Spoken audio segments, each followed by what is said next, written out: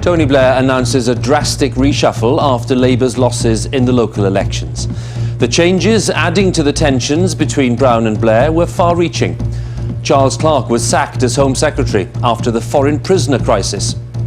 And though I do not agree with that judgment, I entirely accept his right to make it. But the Tories under David Cameron celebrated big gains in the local councils.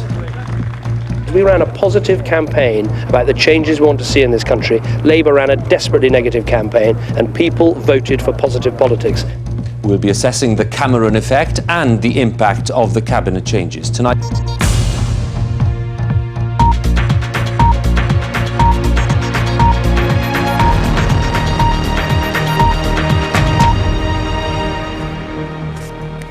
Good evening. The tensions between Tony Blair and Gordon Brown are in sharp focus tonight after a big cabinet reshuffle and renewed talk of a power struggle.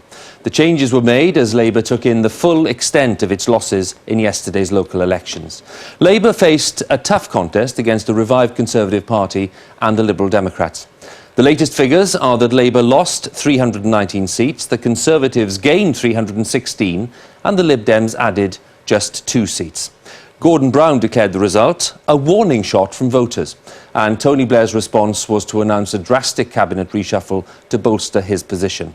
Out went Charles Clarke after so many bad headlines, replaced by John Reid as Home Secretary. Jack Straw was moved from the Foreign Office and Margaret Beckett took over. Ruth Kelly is no longer Education Secretary. That is now Alan Johnson's job.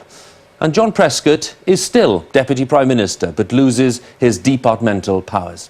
First, let's join Nick Robinson in Downing Street. Tony Blair had long prepared for this day, Hugh.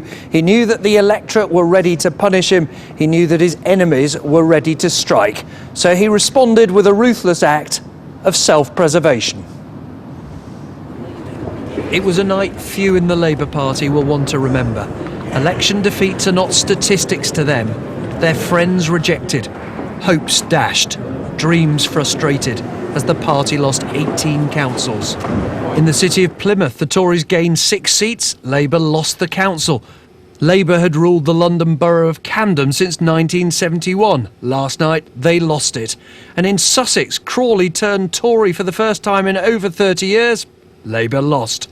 And today, Charles Clarke lost his grip on the Home Office, sacked by the man who just 2 days ago insisted that he had to stay. I believe it is important that the system that has not worked properly for decades is now sorted out. He is sorting it out, and I think it is right. It is right that he continues to do that. But by this morning, the Prime Minister's support had already melted away. Good morning, Mr. Clarke. Will you still be Home Secretary tonight? He already knew that the answer was no. Tony Blair had sacked him last night.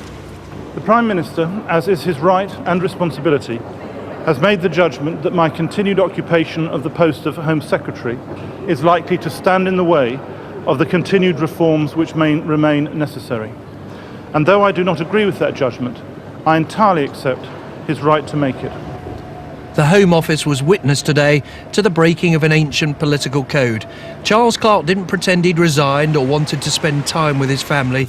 People he thought should know the truth. He tried to stay, he'd refused other jobs. You could feel his anger. I have been sacked from this job as Home Secretary, not sacked from government as a whole, but sacked from this job as Home Secretary. And I regret that because I think I could have carried it through.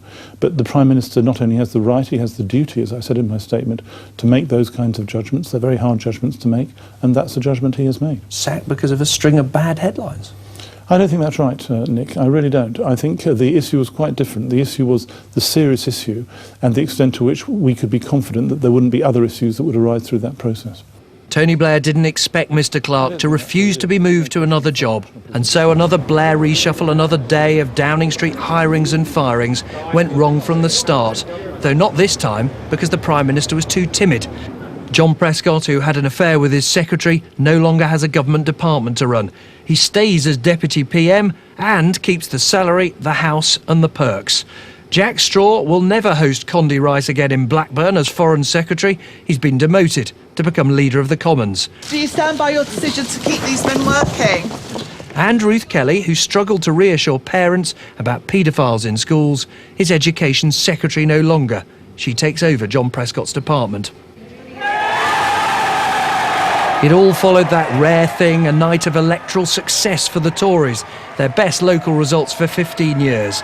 Their leader mocked the Prime Minister's panic response. It's pretty desperate stuff. I mean, I was pressing the Prime Minister more than a week ago to remove Charles Clarke, and he said, no, never, and now he's had to do it. So it's humiliating for the Prime Minister to have to make this climb down. But what the country needs is not a reshuffle, but a replacement to the government. Gordon Brown's probably thinking along much the same lines, except he has himself in mind to lead a new government. He told his party that Labour needed renewing, and his friends lined up to call on Tony Blair to name the time that could happen. As long as the leadership question is hanging there, bringing uncertainty, it gets in the way of the process of rebuilding Labour's programme for the future. So I think the sooner we see a timetable for the orderly transition which the Prime Minister has promised, the better. The people spoke today. The problem for the government, though, is that those at the very top simply cannot agree on what they were saying. Nick Robinson, BBC News, Westminster. So, as Nick was suggesting, the central question tonight seems to be, has Tony Blair managed to tighten his grip on power, or has the date of his departure from Downing Street been brought forward?